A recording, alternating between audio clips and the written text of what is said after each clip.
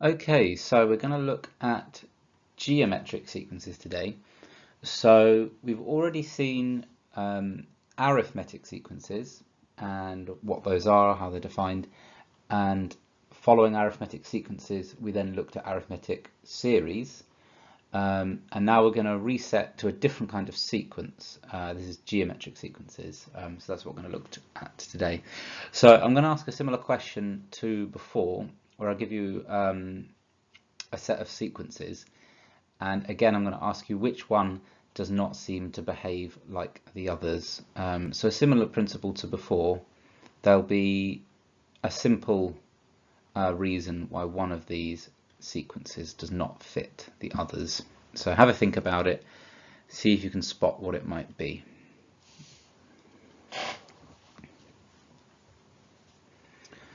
Okay, and make sure you've paused and thought about it yourself first, but if you think it is D, then you are correct.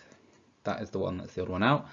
And if you're not sure why, it's because if we look at all the other sequences and the way we progress from one term to the next, in this case it's not arithmetic, not for most of them, but something else is going on. From 2 to 4 I multiply by 2, from 4 to 8 I multiply by 2, from 8 to 16 I multiply by 2, and so on. So each time I multiply by the same thing. When we looked at arithmetic sequences, I was adding the same thing every time, and here we are multiplying by the same thing, the same number every time. And how many others does this apply to? Well, the 333 is a simple case. I'm multiplying by 1 each time, right? This 10, 30, 91, I am multiplying by 3 each time. This 5 minus 5, 5 minus 5, I am multiplying by -1 every time. But this one here, these are square numbers, and it's not being multiplied by the same constant each time at all. So these four, these are the arithmetic, sorry, not arithmetic, these are the geometric sequences, okay, which is what we're going to be looking at today. So these geometric sequences all have this property in common. I multiply by the same constant to get from one term to the following term. Also note that this one here, the 3333, this is also arithmetic as well, right? Under the definition of an arithmetic sequence. You can either think of it as every term is multiplied by 1 compared to the previous term, or every term is adding 0 compared to the previous term. So there's two interpretations, both of which are valid. So it is actually possible to be both arithmetic and geometric, but as you can probably imagine, there's not many such sequences, and they all have this similar form. They're just the same number repeated over and over and over again. So usually they are two distinct types of sequence. And then of course you've got sequences that are neither, and the sequence of square numbers is one of these, right? Because it is neither geometric nor is it arithmetic. I can't, if I look at the differences between the numbers, it's 1 plus 3 plus 5 plus 7 plus 9 and so on. Okay, so you can be both, you can be just one, or you can be neither. Right, so let's talk about geometric sequences in a bit more detail then. So geometric sequences are really analogous to arithmetic sequences. The only thing that's different is we're talking about multiplying rather than adding. So it's a sequence of numbers where I've just missed out a whole bunch of words there, hang on. A sequence of numbers where each term is multiplied by the same constant to get the following term. So it's just like arithmetic sequences, except you're multiplying rather than dividing. And there's a similar notation for how we describe the sequence in general. So if you remember the arithmetic sequence, we said the first term is A, and then the second one is A plus D, and then A plus 2D, A plus 3D, and so on.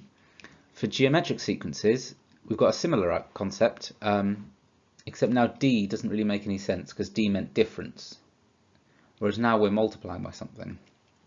So instead, we're going to talk about A being the first term,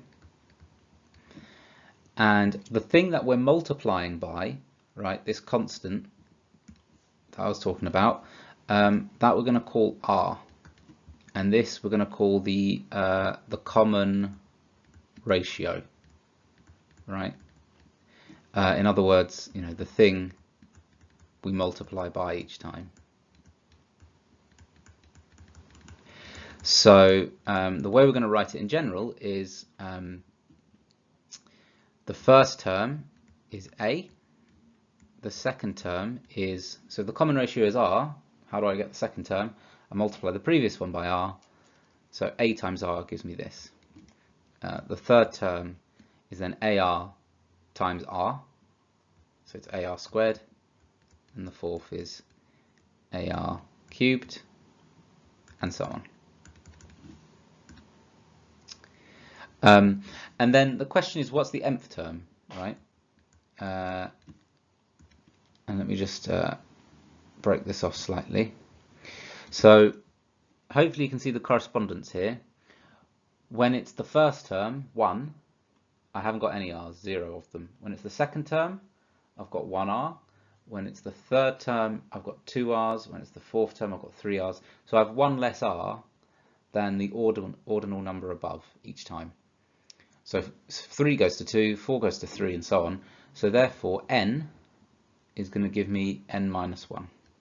Okay, and that's a really important one to remember. Okay, this is the nth term of a geometric sequence. Okay, and this is analogous to the arithmetic sequence where we said the nth term was, if you can remember, A plus n minus 1 times D. So that's the nth term of an arithmetic sequence, and this here on screen, AR to the n minus 1, is the nth term of a geometric sequence. Okay, so very much worth remembering. Again, I think it's in the formula book, but we don't have to care about that because you're going to remember this because it's so important, and it's fundamental to this session and any questions you have to do on geometric sequences. It's going to be all about this formula, I suppose, here. It's not really a formula, but it's a general expression for the concept of geometric sequences. Okay, so let's just do a few examples and then you'll be able to do some questions.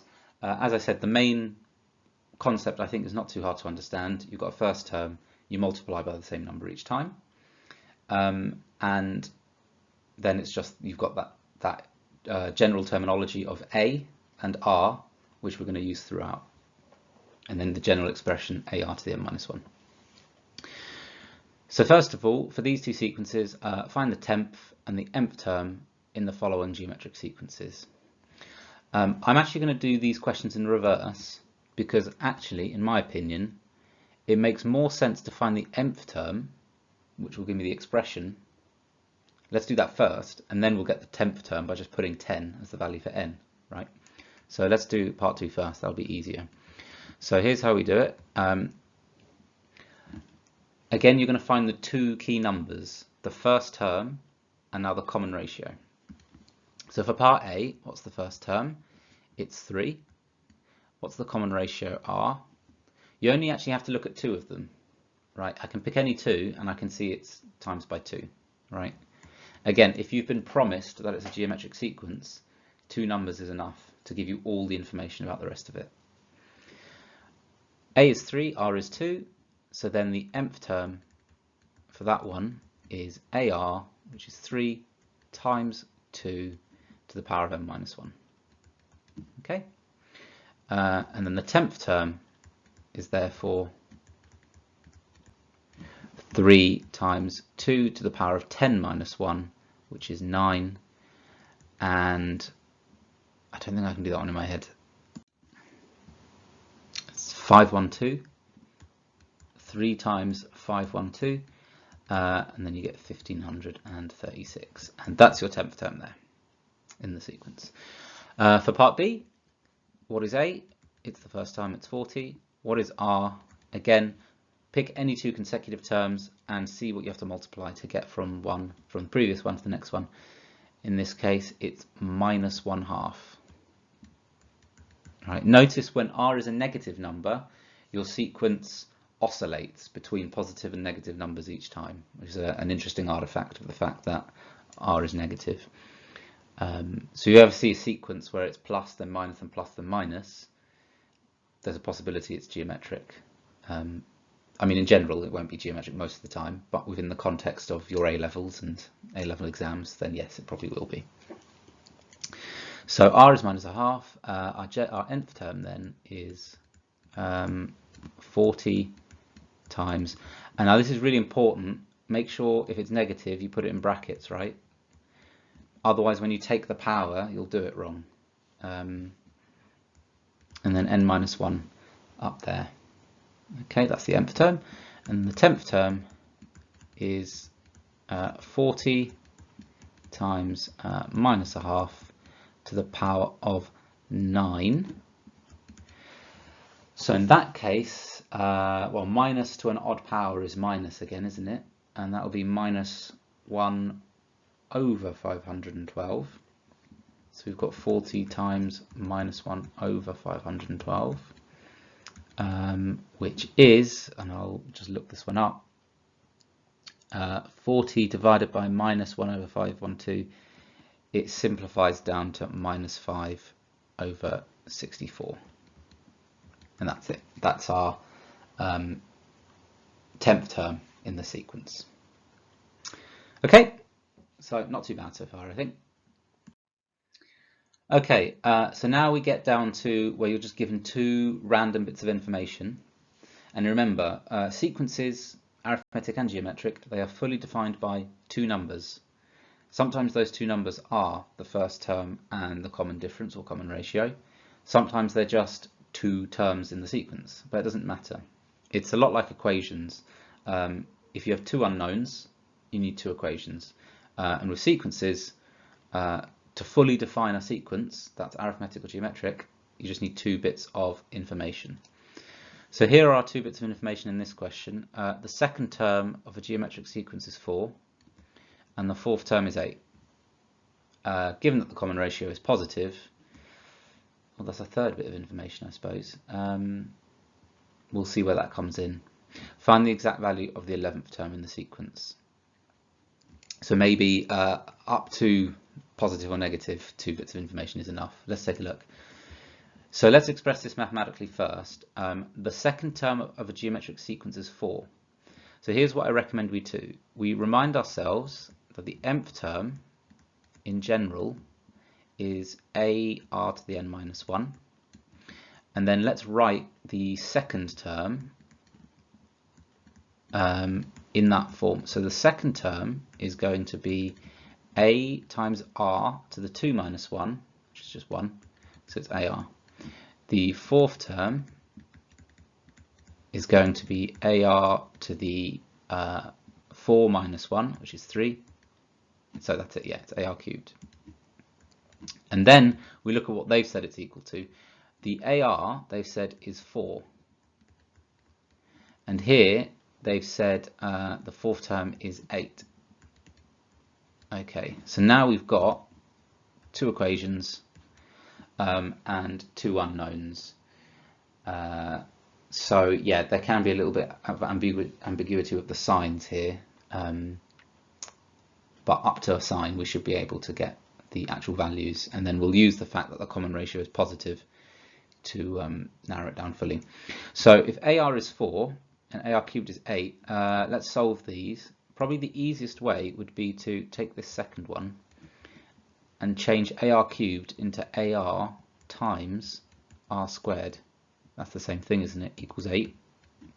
Then we can substitute AR equals 4 here into there. So we'll get 4r squared equals 8, which implies r squared equals equals 2, which implies r equals plus or minus root 2, but we've already been told, so I'll just star it here, we've been told this extra bit of information that it's positive, so we'll say r equals root 2. Okay, and then we just need to get a. So we can pick which one of the two equations we'll go with. Let's go with this one. So we know now that a times root 2, which is our r, equals 4. Therefore a equals 4 over root 2. And what is 4 over root 2? Well, root 2 times root 2 is 2. Square it, you get 4. So we're actually just going to get 2 root 2. Yeah. So now we can, before we answer the question, we've now got the general expression for this formula. The nth term, this one here, is a, which is 2 root 2, and let's put it in brackets, times r, which is root 2. So it looks a bit funny, but it makes sense, to the power of n minus 1. Okay. So now to find the 11th term, we're just going to replace this n with 11. And I'll do it down here. That gives us 2 root 2 times root 2 to the power of 11 minus 1, which is 10. Which is the same thing as, well, root 2 to the 10 is the same as 2 to the 5, which is 32. So that gives us 2 root 2 times 32, which gives us 64 times the square root of 2. Okay, and there's our answer. It does look a bit strange, doesn't it? Because if you think about it, in the intro, everything was whole numbers, wasn't it? The second term is 4, the fourth term is 8, it's geometric. What's the 11th term? But the reason you end up with this root 2 is because of the fact that to get from 4 to 8 in 2 steps, you have to multiply by root 2. It would be simpler if it was, 4 followed by 8, then it's clearly just doubling. But if it's 4 and then something and then 8, then you must be multiplying by root 2 each time instead. But as long as you're able to apply that formula, just stick it down, put in all the information. This is very much pure mathematics. That's not to say you don't have to think about what you're doing, but it's very much about convert the information into equations and then play with the equations to get your answers. Let's look at the next example. Okay, so we've got 3 numbers. The first one is the number 3, the second one is some unknown amount, and the third one is also unknown, but we know it's 6 more than the previous one. And they are geometric. They're the first 3 terms of a geometric sequence, and they're all positive. Find the possible values of x and the 10th term of the sequence. So what I suggest is, again, before we really think about the question, what it's asking us, the possible values of x, the 10th term, let's just think about what this sequence looks like, which means, can we find the a and can we find the r? So the a is really easy, right? As in not part a, but the first value. A is equal to 3, right? Because it's been given to us for free. A is 3, and now we need to think about what's the common ratio. Now, if we just do the algebra, I mean, we'll basically just get an answer for r, right? 3 times something times r apparently gives me x, right? So if I just write that as a mathematical statement, that means 3 times r equals x, right? Or in other words, r is equal to x over 3. And then let's look at the next one, right? because 3 terms in a sequence, if they're consecutive, gives me 2 possible values for r.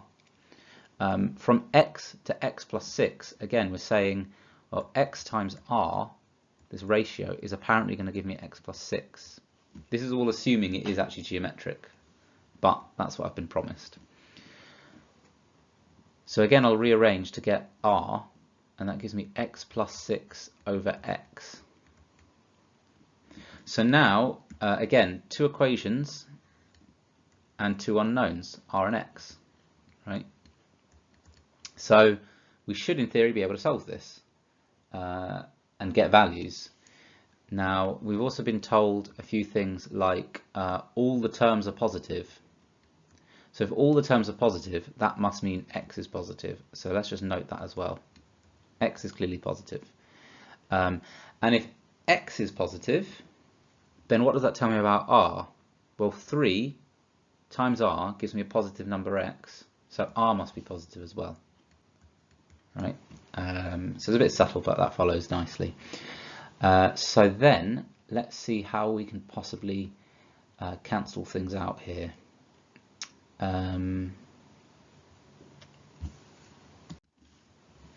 Probably the simplest thing to do is to just equate both of them, right? R equals a thing, r equals another thing, so those 2 things, let's equate them. X over 3, our first thing, and x plus 6 over x is our other one. So those are equal. So we can cross multiply. We just need to be careful that we don't introduce false solutions. But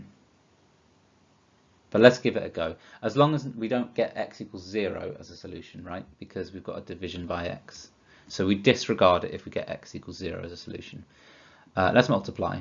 Cross multiplying, so x times x is x squared. 3 times x plus 6 is equal to 3x plus 18. Okay.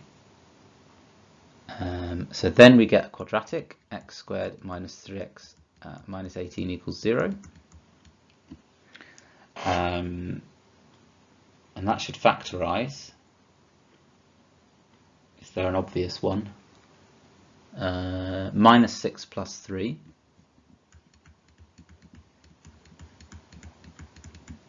Works. And that's equal to 0. So that tells me x could be equal to minus 3, or it could be equal to 6, but I know that x must be positive, so I'm going to disregard minus 3, so x must be equal to 6. So that the possible values of x was a little bit of a trick, because it implies there's multiple possible ones. There is actually only one possible value for x. It's x equals 6. Okay, so before we look at b, let's finish this job that we were doing, because we have the 2 unknowns, the x and the r. We can get r extremely quickly, right? R equals x over 3. So when x is 6, r must be 2. So I'm just going to write that here, r equals 2. So we've got loads of information now. We've got a is 3, we've got r is 2, we've got x equals 6. Just so we can note it down, the first 3 terms are then clearly 3, 6, and 12, right? And then we can already start to see what they are. So if we wanted to, we could just, do it the lazy, inefficient way, which is go 3, 6, 12, 24, 48, and do that 10 times to get the 10th term. Or let's just use the formula. So the 10th term is AR to the 10 minus 1, right? Or AR to the 9. And in this case, this is 3 times 2 to the power of 9. And then we can put that in the calculator. And 2 to the 9 has come up a few times now, hasn't it? 512 times 3 gives me 1536. Okay, and that's it. So that part B isn't really much new. You saw that in previous examples. But I think this concept here of being given just a few terms and being able to find 2 different expressions for the ratio, like we have here, and then solving it, that's quite a nice technique. So let's look at one more example and then I'll give you some questions. So this is a classic thing about sequences, and it's part of how they have real-world applications, right?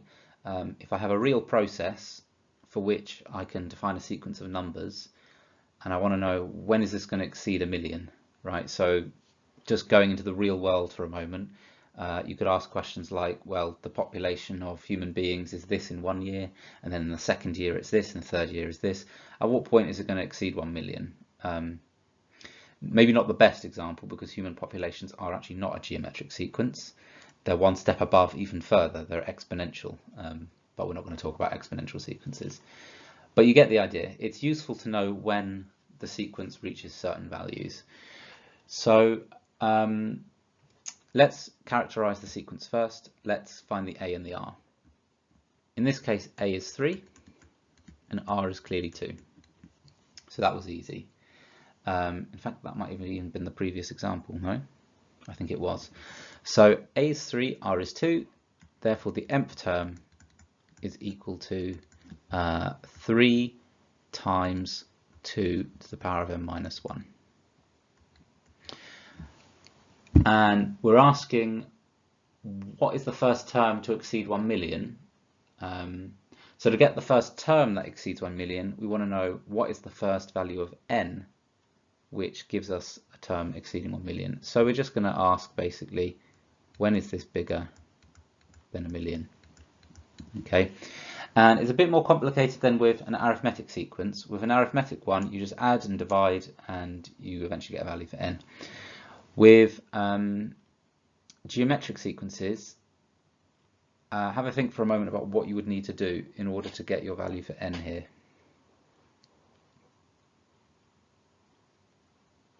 So we're going to use log, right? We're going to use logarithms, or ln, or however you prefer. I'm going to stick with log because it actually doesn't really matter which log you use, because it's all going to cancel out at the end anyway.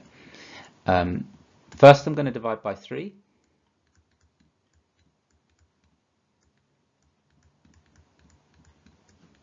Then I'm going to take log of both sides. Let's just do it like this. And now be wary, because you've got to be careful when you take the same function on both sides of an inequality. When it's an equality, when it's equal, there's not really any issue. When it's an inequality, certain functions it's acceptable to do this, certain functions it isn't. Because log has the special property that it's an increasing function, so as I get more positive in the x, I'm guaranteed to get more positive in the y. And this is a bit of extra detail, but it's worth thinking about. I'm allowed to do this. I can conclude if a is bigger than b, then log a is bigger than log b. So I'm allowed to do this. It makes logical sense. And then I'm going to take the power n minus 1 down. So we get this.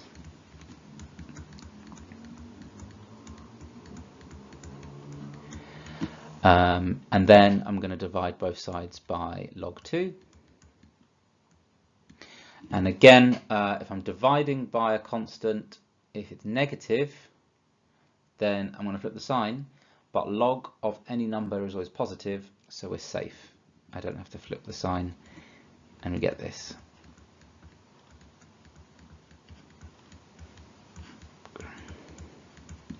Okay. So at this point, it's probably worth just figuring that out on the calculator. What is log of 1 million over 3 divided by log 2? And it turns out to be approximately 18.35. And therefore, that means n is greater than, I'm just going to add 1 to both sides because we've still got that minus 1, 19.35. Okay. So the condition for the nth term to exceed 1 million is for n to be bigger than 19.35. So what is the first integer which is bigger than 19.35? It's 20. So we're going to take n equals 20. So the 20th term is the first. It's the first to exceed 1 million, but we weren't asked for the value of n, we were asked what is the first term, what is the term itself, what is the value. So we now have to put that 20 back into the equation. So the final answer is going to be 3 times 2 to the power of 20 minus 1, which is 19. And for that we definitely need a calculator.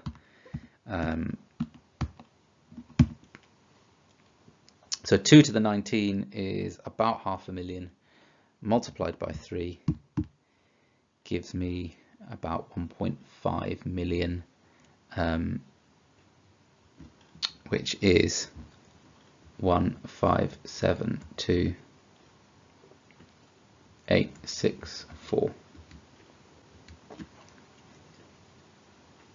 Okay, and that's it. I've just noticed actually in the textbook they don't bother working out the value, they just say the 20th term. I would argue it's ambiguous at this point. When you say what's the first term, that to me means the actual term, the value. Perhaps if it said what is the value of the first term, it might be a bit more specific. I would say when in doubt, just do both. Give the value of n and also give the value of the term itself. There's no harm in doing that unless you think you're going to make a mistake using the formula, but it shouldn't be that bad. It's just plugging it into a calculator. So I would do both. Say it's the 20th term, which is 1.5, and so on. Incidentally, if it's an integer, which it is in this case, I wouldn't round it, right? Because when you're talking about a sequence of integers, even though it's a very large number, the detail is important. So don't do something like 1,57 and then a bunch of zeros, because within a sequence the full detail is extremely important, because you'll never really be rounding, right? Unless your common ratio is an irrational number, but that's not going to really happen. Okay, so some questions to try. 2 on this slide, 2 on the next. Most of them are quite problem-solving style, except for question 2. I think question 2 is just to make sure you understand about how to get your A and your R. It shouldn't take too long to do. I would say even you don't really need to bother finding the first 3 terms. I'm happy if for question 2, just check, can you get the A? I mean, you can just read that right off the screen, the first term, and get the R. And maybe if you're not sure for some of the more complicated ones like E or F, calculate a few terms and then look up in the textbook 3C, did I get it right? Then question 3 and the next 2 questions on the next slide will be more about solving a problem. So you have some time to do those. You can pause the video now.